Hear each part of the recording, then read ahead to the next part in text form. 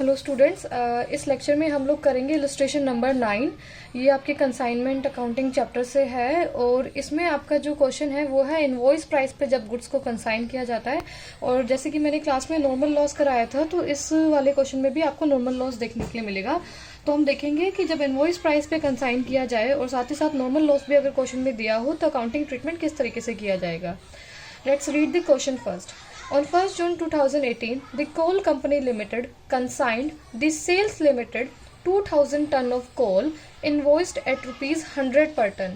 First line में information given है कि कोल कंपनी लिमिटेड ने कंसाइन किया है सेल लिमिटेड को 2000 टन ऑफ कोल, जिसका जो इनवॉइस प्राइस था वो था ₹100 पर टन। ओके, तो जो कंसाइनमेंट था वो इनवॉइस्ड किया गया था, मतलब इनवॉइस प्राइस पे सेंड किया गया था। Now the pit cost of the coal and the railway freight were ₹75 and 20 respectively. आगे आपको इन्फॉर्मेशन गिवन है कि जो कॉस्ट थी कोल की वो है 75 और जो रेलवे का फ्राइट है जो कंसाइनर ने पे किया वो है आपका ₹20 रेस्पेक्टिवली। तो इस इंफॉर्मेशन से पता चला कि जो ₹100 का आपका इनवॉइस प्राइस था, out of this 75 is the cost of coal and 25 is your loading, जो कि एक्स्ट्रा चार्ज था इनवॉइस प्राइस में। तो 75 प्लस 25 मिलके आपका बन गया है इनवॉइस प्राइस। ओके, आगे पढ़ते हैं। On 28 June an account sales was received from sales limited.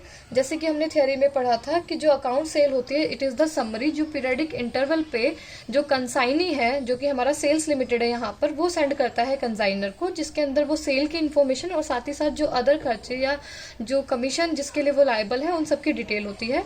तो अकाउंट सेल्स रिसीव हुई है सेल्स लिमिटेड की तरफ से, where they are showing that 1000 ton sold at the rate of ₹160 per ton. वहाँ सेल की इन्फॉर्मेशन है कि 1000 टन का जो कोल है वो जो कंसाइनी उसने सेल कर दिया है और जो रेट है वो है 160 पर टन।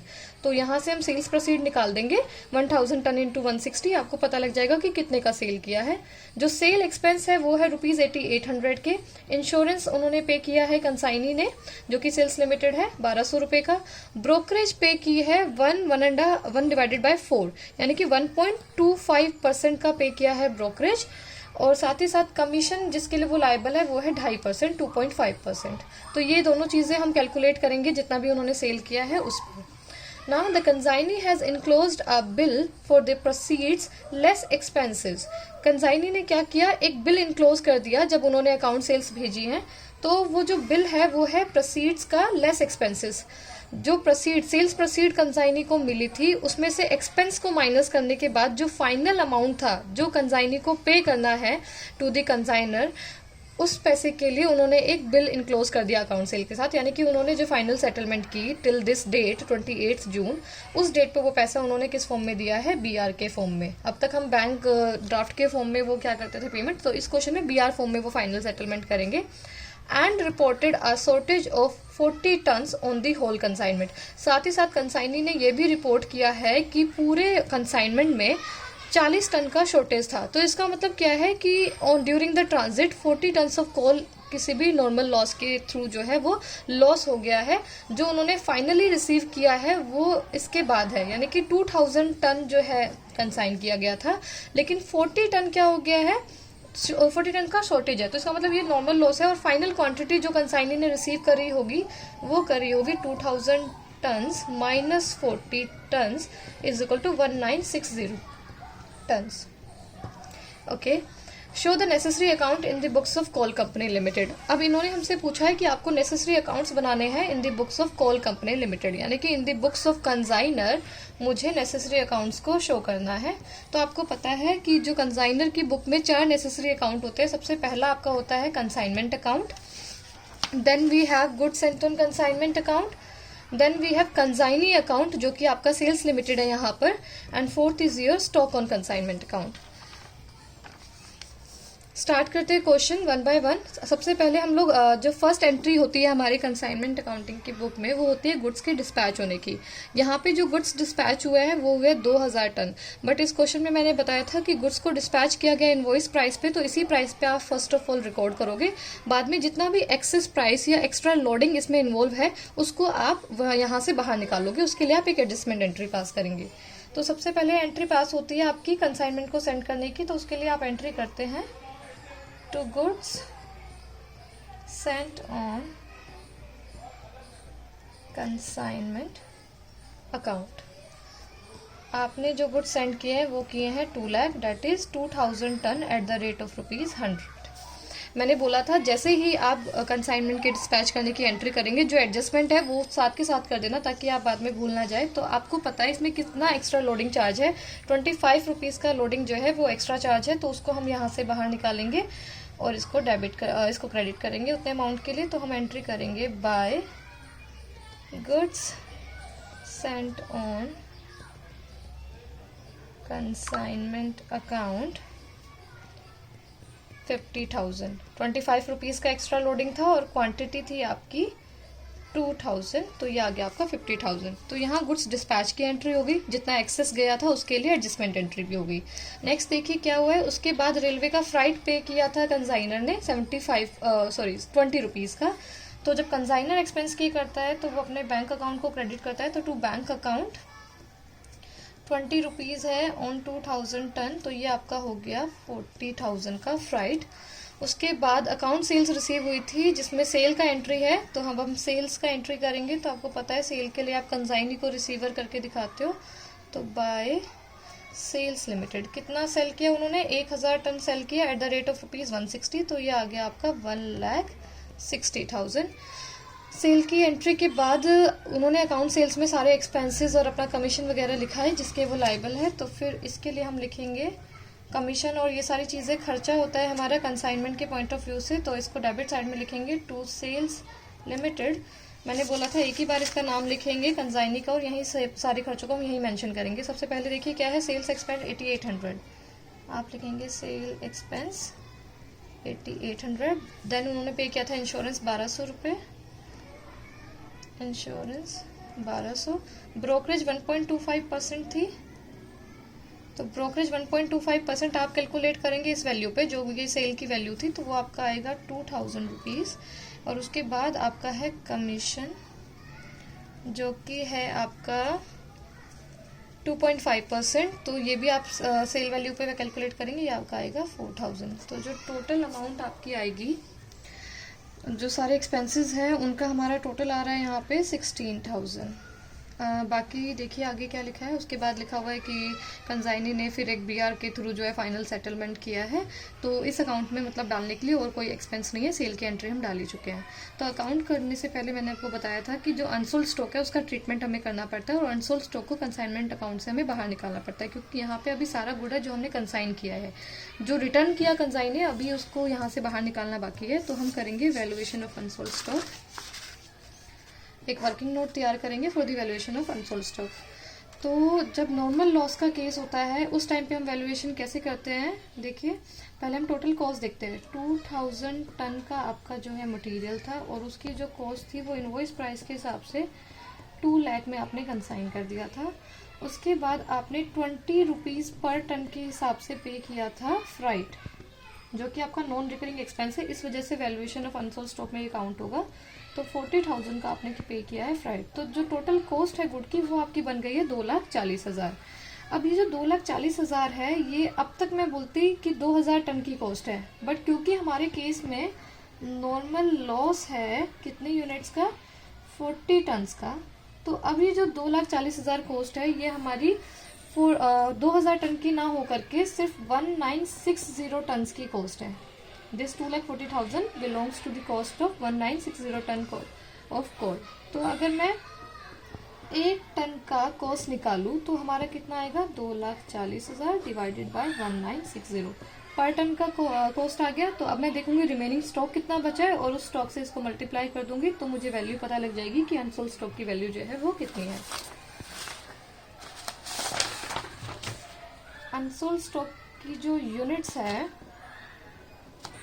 इस केस में कैसे निकलेंगे, देखिए पहले 2,000 टन था लेकिन 40 टन क्या हो गया, नॉर्मल लॉस हो गया, तो कंसाइनी तक पहुंचा है सिर्फ 1960 टन।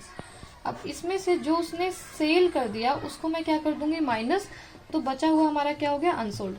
अब 1960 में से उन्होंने सेल किया है 1,000 टन का, तो 960 टन जो है वो है मेरा अनसोल्ड स्टॉक। ये है इन टर्म्स ऑफ यूनिट।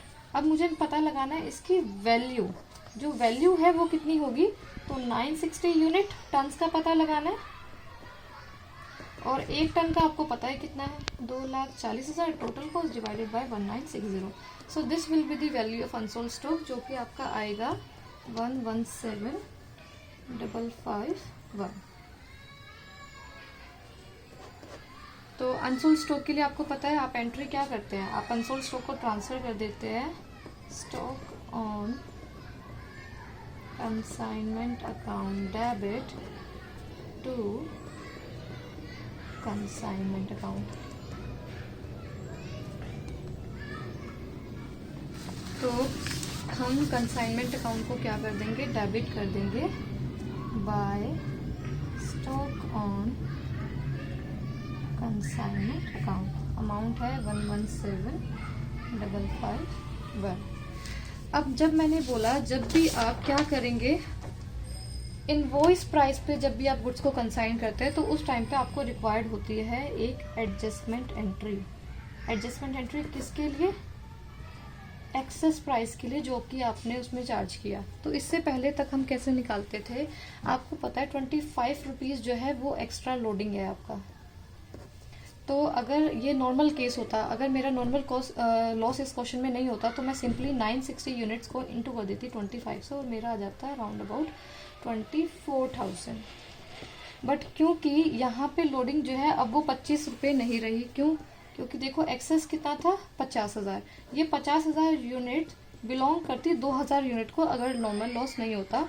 और अगर मैं इसको डिवाइड करती तब जाके मेरी जो 25 रुपये की लोडिंग आती वो आती पर टन, 25 रुपये पर टन। लेकिन ये जो 50,000 का एक्सेस था जो इनवॉइस में सेंड हुआ वो 2,000 का नहीं है। अब ये जो 50,000 है ये बिलोंग करता है 1960 यूनिट्स को। तो आपको पता लग जाएगा पर टन एक्स्ट्रा लोडिंग कितनी है। तो जब मैं 50,000 को डिवाइड करूंगी 1960 से तो you will gate 25.51 something. So this is the extra loading जो कि चार्ज्ड है आपके बचे हुए स्टॉक में। और आपका बचा हुआ स्टॉक कितना है 960 टन का। तो आप क्या करेंगे 960 टन को मल्टीप्लाई कर देंगे 25.51, that will be the value जो कि एक्सेस आपको एडजस्ट करना है from the value of remaining stock. And ये आपका आ जाएगा 24,489.79। इसको मैं थोड़ा सा राउंड ऑफ कर देती हूँ 24,490। तो ये एक्सेस प्राइस है जो आपके अनसोल्ड स्टॉक में इंक्लूडेड है और जिसको आपको एडजस्ट करना है। एडजस्टमेंट एंट्री क्या होती है अनसोल्ड स्टॉक के लिए, आप कंसाइनमेंट अकाउंट को डेबिट कर देते हो। देखिए ये ओरिजिनल एंट्री है अनसोल्ड स्टॉक के लिए। तो इसको करेक्ट करने के लिए कि इसमें कुछ एक्सेस क्रेडिट है, इसको हम क्या करेंगे डेबिट करेंगे।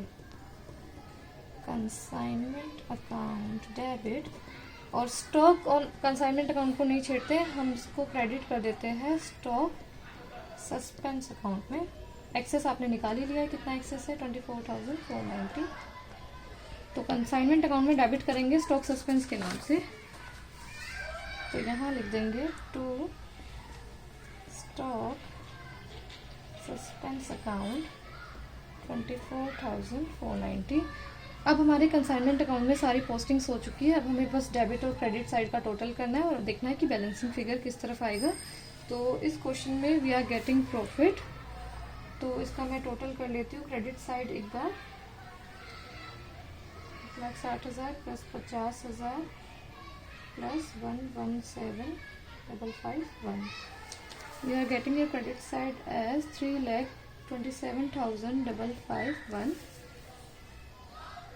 इसमें से हम माइनस कर देंगे 2,40,000, 16,000 and 24,490। You will get your profit and loss, जिसको आप प्रॉफिट एंड लॉस अकाउंट में ट्रांसफर कर देंगे। आपका प्रॉफिट आ रहा है 47,061। So this is all about your consignment account. क्या किया है हमने, सबसे पहले गुड्स के कंसाइनमेंट की एंट्री की जो कि इनवॉइस प्राइस पे सेंड हुआ है ₹100 पे। क्योंकि इनवॉइस पे सेंड हुआ आपने एडजस्टमेंट एंट्री पास की जो एक्सेस प्राइस था उसके लिए। फिर आपने जो फ्राइट पे किया कंसाइनर ने उसकी एंट्री की, सेल्स प्रोसीड की एंट्री की, कंसाइनी ने जो खर्ची की उसकी एंट्री की। उसके बाद हमने अकाउंट्स को क्लोज किया। क्लोज करने के लिए हमने अनसोल्ड स्टॉक की वैल्यू निकाली, उसको हमने यहाँ क्रेडिट किया। अनसोल्ड स्टॉक में जितना एक्सेस था उसके लिए मैंने एडजस्टमेंट एंट्री की। ये 2 एंट्री एक्स्ट्रा है मेरी जो एडजस्टमेंट एंट्री है। उसके बाद बैलेंसिंग फिगर हमने प्रॉफिट फाइंड आउट किया 47,061। अब हम बनाते हैं अपना दूसरा account, goods and on consignment account. तो goods and on consignment account सबसे पहले क्या हुआ है, हमारा क्रेडिट हुआ है बाय कंसाइनमेंट अकाउंट। जो भी गुड्स मैं कंसाइनमेंट पे भेजती हूँ वो इसी अकाउंट से भेजती हूँ, इसको पहले क्रेडिट किया। उसके बाद जब हमने एडजस्टमेंट की थी इसके लिए 50,000 की, तब हम इसको डेबिट करेंगे टू कंसाइनमेंट अकाउंट 50,000। देन हम क्या करेंगे, इस अकाउंट को क्लोज करेंगे और जो बैलेंसिंग फिगर है हमें पता है उसको हमें ट्रांसफ़र करना होता है टू ट्रेडिंग अकाउंट, और बैलेंसिंग फिगर आपका आ रहा है 1,50,000। तो ये आपका हो गया है goods and on consignment account. Now we will see the sales limited account, या फिर मैं कहूँ कि कंसाइनी का अकाउंट। तो कंसाइनी का अकाउंट, कंसाइनी ने सबसे पहले किया है सेल का एंट्री। तो कंसाइनी के अकाउंट में हम लिखेंगे सबसे पहले टू कंसाइनमेंट अकाउंट 1,60,000। फिर कंसाइनी ने जो भी खर्चे किए थे या जिस भी कमीशन के लिए अवेलेबल वो सारी चीज़ें यहाँ आ जाती हैं बाय कंसाइनमेंट अकाउंट। सारे एक्सपेंसेस यहाँ डाल देंगे जो हमने कंसाइनमेंट में डाले थे। सेल्स एक्सपेंस 8800,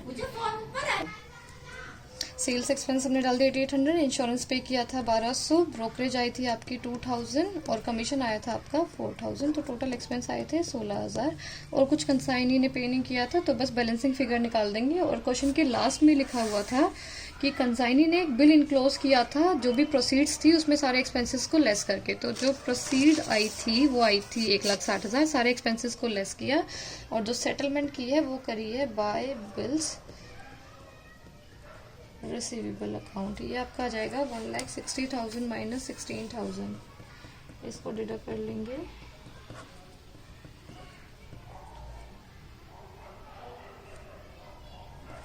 $1,44,000 ये आपका बन गया है कंसाइनी अकाउंट।